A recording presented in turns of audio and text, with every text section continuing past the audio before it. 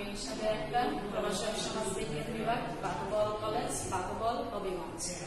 বাহুবল কলেজের পক্ষ থেকে অনলাইন ক্লাসে শুভেচ্ছা। সুপ্রিয় শিক্ষার্থীবৃন্দ, আজ আমি একটা ক্লাস নেব, সেটা হচ্ছে গিয়ে অনার্স দ্বিতীয় বর্ষ সামাজিক পরিসংখ্যানের তৃতীয় অধ্যায়ের কেন্দ্রীয় প্রবণতার পরিমাপ নিয়ে আলোচনা করব। কেন্দ্রীয় প্রবণতার পরিমাপ হচ্ছে, কেন্দ্রীয় প্রবণতার পরিমাপকে প্রধানত তিন ভাগে ভাগ করা যায়। 1 গাণিতিক গড়, 2 মধ্যমা, 3 প্রচুরক। আজ আমরা দেখি গাণিতিক গড় কাকে বলে। গাণিতিক গড় কি?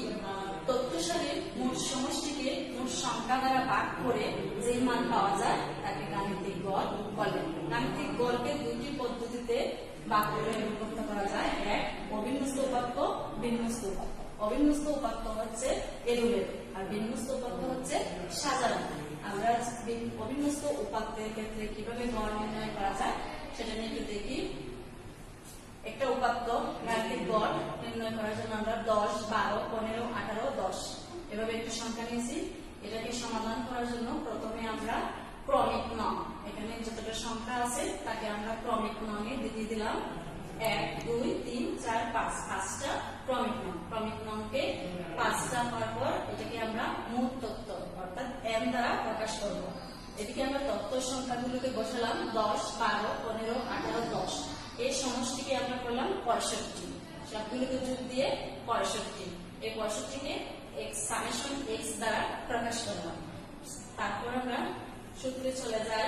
সূত্রটা হচ্ছে x bar equal to summation x by n। এই সূত্রটা শুধু অবিন্যস্ত উপাত্তের ক্ষেত্রে। অবিন্যস্ত উপাত্তের ক্ষেত্রে এই সূত্রটা হবে x bar equal to summation x by n। এখানে আরেকটা হচ্ছে summation x দ্বারা গাণিতিক গড় বোঝানো হয়েছে। x bar দ্বারা গাণিতিক গড়, summation দ্বারা সমষ্টির প্রতীক। অর্থাৎ এই সংখ্যাগুলোকে যোগ করার পর এই যোগ সমষ্টিটাকে আমরা summation দিয়ে প্রকাশ করি। তারপর হচ্ছে x, x হচ্ছে এই তথ্য সংখ্যা, এই তথ্য সংখ্যা, আর n হচ্ছে মোট তথ্য সংখ্যা। অর্থাৎ 1, 2, 3, 4, 5 এখানে 5টা মোট সংখ্যা আছে যাকে আমরা n দ্বারা প্রকাশ করেছি। তাহলে আমরা সূত্রটা দেখতে পাচ্ছি x bar equal to summation x by n। summation x এখানে আসছে 65, n আছে 5, 5 দিয়ে 65 কে ভাগ করলে 5 দ্বারা 65, অর্থাৎ x bar equal to 13 অথবা গাণিতিক গড় equal to 13। এই সমষ্টিটা দেখার পর আমরা বিন্যস্তের কিছু তথ্য দেখি।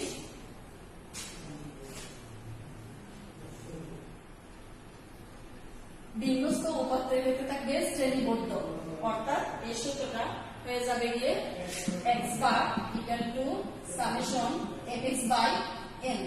পরবর্তীতে আমরা বিন্যস্ত অঙ্ক নিয়ে একটু আলোচনা করব। এই সূত্রটা তোমরা শিখে নিও। x bar equal to গাণিতিক গড় সামেশন সমষ্টি প্রতি f গণসংখ্যা x তথ্য সংখ্যা m মোট তথ্য সংখ্যা। আমরা সূত্র থেকে সংখ্যাটা পাই, যেমন এখানে আমরা দেখছি যে x summation x by n। আমরা পড়েছিলাম যে তথ্য সারির মোট সমষ্টি, মোট সমষ্টি হচ্ছে সামেশন x, তারপর হচ্ছে মোট সংখ্যা m। এই m দিয়ে সামেশন x কে ভাগ করলে যে মান পাওয়া যায় সেটাই হচ্ছে গাণিতিক গড়। সুপ্রিয় শিক্ষার্থীরা, তোমরা আগামী ক্লাসে একটা অঙ্ক আমি দিয়ে দিই, বাড়িতে বসে তোমরা এই ক্লাসটা করে নিও।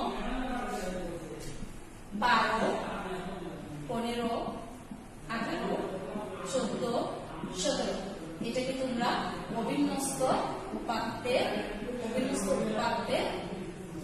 অঙ্কটা করে নিও। সুপ্রিয় শিক্ষার্থীরা, এই চ্যাপ্টার থেকে তোমরা এই নিয়মে বাকি অঙ্কগুলো প্র্যাকটিস করবে। প্র্যাকটিস করার পর আমরা আগামী ক্লাসে বিন্যস্ত উপাত্ত নিয়ে আলোচনা করবো। এই জন্য আমি এখানে বিন্যস্ত সূত্রটা দিয়ে দিচ্ছি, তোমরা এই সূত্রটা শিখে নিও। আর এর থেকে আজকে আমরা অবিন্যস্ত উপাত্তটা অঙ্কটা দেখে নিলাম যে অবিন্যস্ত উপাত্তের মধ্যে এরকম শ্রেণী এলোমেলো থাকবে, সেগুলো ক্রম অনুসারে তোমরা সাজিয়ে তথ্য সংখ্যাকে এপাশে সাজিয়ে কয়েকটা সংখ্যা হচ্ছে m দ্বারা প্রকাশ করবে আর সামেশন x দ্বারা এই সংখ্যাগুলোকে যোগ করবে। ভালো থাকো, সুস্থ থাকো, আল্লাহ হাফেজ।